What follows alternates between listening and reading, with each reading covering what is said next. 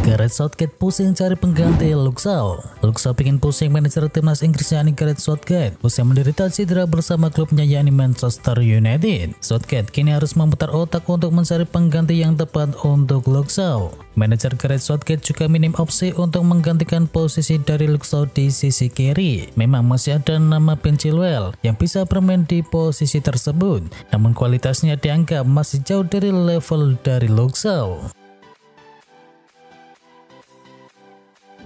Oliver Giroud buat AC Milan was-was jelang derby di La Madonnina. Kabar buruk menimpa AC Milan terkait penyerang andalannya yakni Oliver Giroud. Bintang 36 tahun itu mengalami cedera saat membela timnas Prancis jelang laga penting melawan sang rival Inter Milan. Mantan pemain dari Chelsea itu bahkan terlihat sampai melepas sepatu kaki kirinya sembari berjalan tertatih-tatih keluar lapangan. Meski begitu, sejauh ini belum ada konfirmasi resmi dari pihak timnas Prancis terkait cedera apa yang menimpa Oliver Giroud dan seberapa parah cedera yang dialaminya.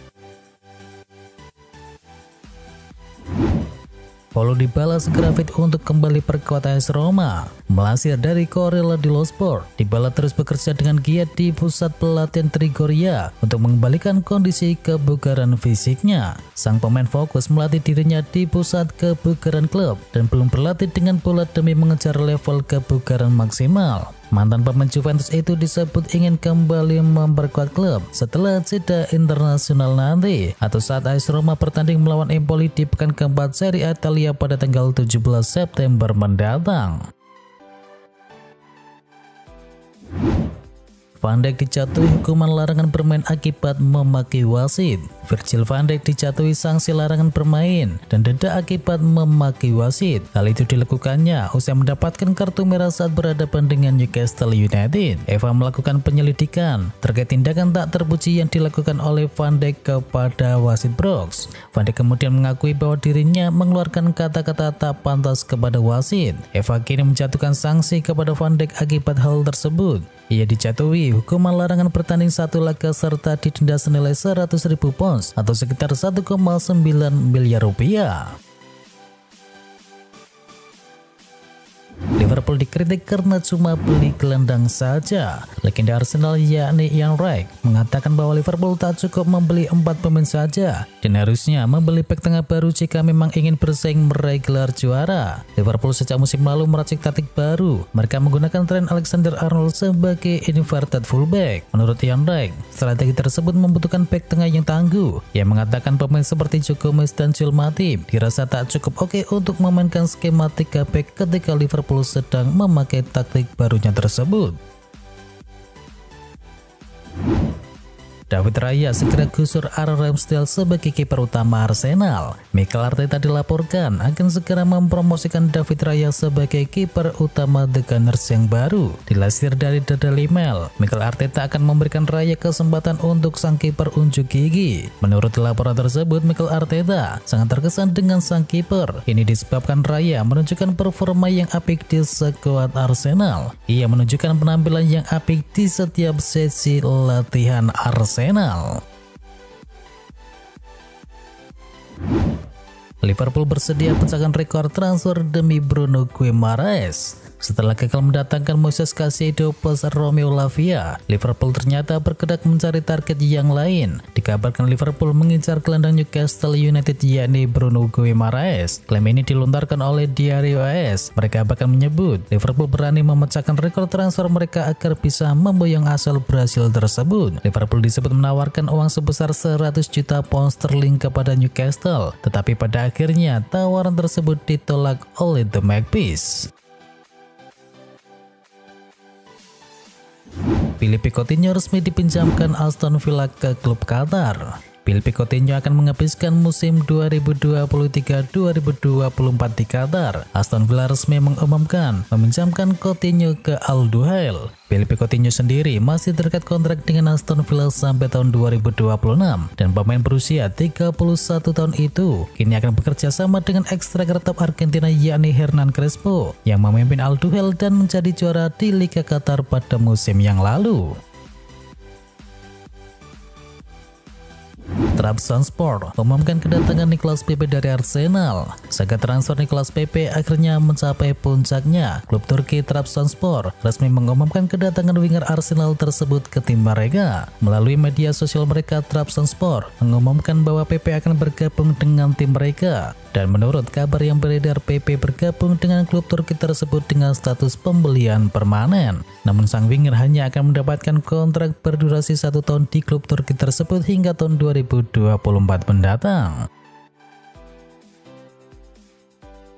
Kejam, Chelsea sudah siapkan calon pengganti Nicolas Jackson. Laporan di Spanyol menyebutkan manajer Chelsea Mauricio Pochettino ingin penyerang Lille yakni Jonathan David menjadi sosok yang bisa memperbaiki masalah lini depan The Blues. Walau The Blues baru mendatangkan Nicolas Jackson. Jackson baru menyumbangkan 1 gol saja bagi klub asal London Barat tersebut, sehingga Pochettino merasa tidak puas. Oleh sebab itu Pochettino berencana mencari alternatif yang lain. Pemain tersebut adalah Jonathan David yang memang sempat dikaitkan dengan Chelsea dalam beberapa musim terakhir. David kini sudah menyumbangkan total 61 gol dan juga 8 assist untuk Lille dari 106 laga.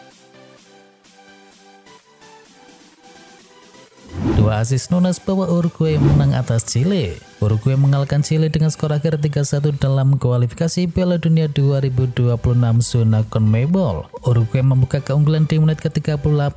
Menerima bola di kotak penalti, Nunes memilih mengumpan kepada Nicolas de la Cruz. Uruguay mampu mengadakan keunggulan lewat gol dari Valverde. Dan gol ketiga Uruguay lahir di menit ke-71.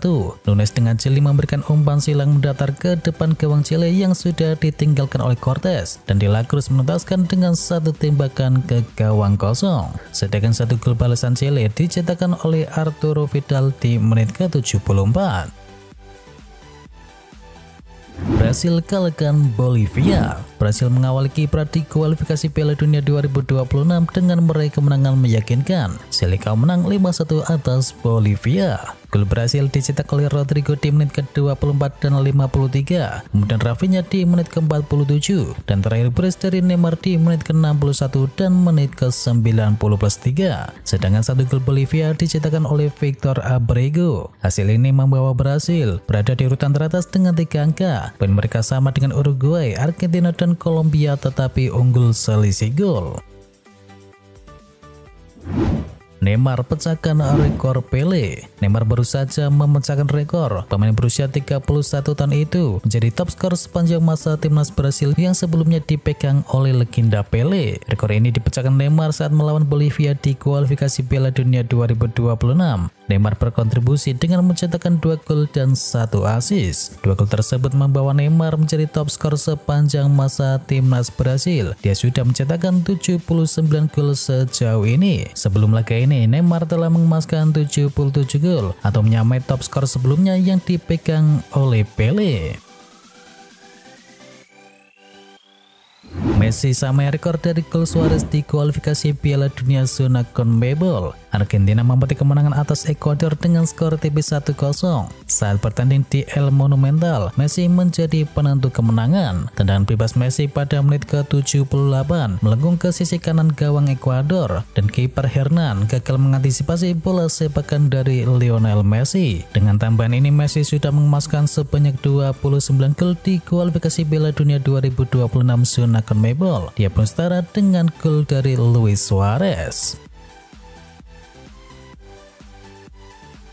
Scott McTominay di luar nalar. Scott McTominay menjelma menjadi mesin gol dari timnas Skotlandia belakangan ini. McTominay kembali mencetakkan gol dalam kualifikasi Euro 2024, dan gawang yang kali ini jadi korbannya adalah Zebrus. Lesakan 1 golnya itu menambah jumlah gol yang dicetakkan di ajang kualifikasi. Pemain berusia 26 tahun itu telah menyerangkan total 6 gol dari 5 laga. Pencapaian tersebut tentunya mengesankan, terutama bagi pemain yang tidak pernah terbayangkan bakal menjadi mesin gol bagi tim yang dibelanya. Tominay kini bersaing di daftar top skor sementara kualifikasi Euro 2024. 2 pemain lain yang juga mencetakkan gol yang sama adalah Rasmus Højlund dari Denmark dan juga Romelu Lukaku dari timnas Belgia.